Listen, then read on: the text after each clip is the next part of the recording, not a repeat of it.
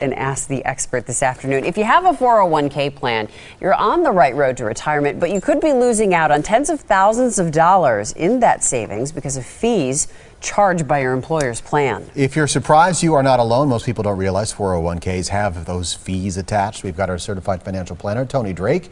He's with wealthwisconsin.com to tell us, first of all, how do we find out what our fees are in the first place so we can drive them down if it's possible? Yeah, it's a great question. 401ks are important, especially if you have an employer that matches, that's free money. But there's some new laws out there. You can definitely find out what those fees are. In fact, you should have received a disclosure in the mail sometime around tax time. Most of us, unfortunately, get those, and what do we do with them? Right in the garbage. So, but it's pretty easy to find out. You can also log on and find out what fees you're paying. So the 401k fees go to what? I mean, where does our money go?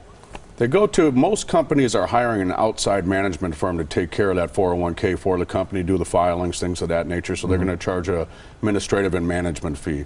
Now those fees can range as low as 1/3% all the way up to close to 2% according to a recent study. They're also saying about half of us have no idea what we're paying. And if you put that to real numbers, let's say your 401k is $100,000, 1.5%. Over a 40-year work span, that's over $100 grand in fees. Okay, let's say that letter we got in the mail at tax time got tossed away. How do we find out now what we're paying? You can either go to your HR department, they should easily be able to duplicate that statement for you, or most companies nowadays you can log in online and take a look at those fees. So you mentioned once you know what you're paying, lowering the fee, but how do you do that? Is that like negotiating your interest rate on a credit card? Or a couple things you can do. Most employers are offering several different funds. Some of the fees come from internal fund charges, so you can look at those internal costs inside of the funds and pick some that are a little bit more cost effective.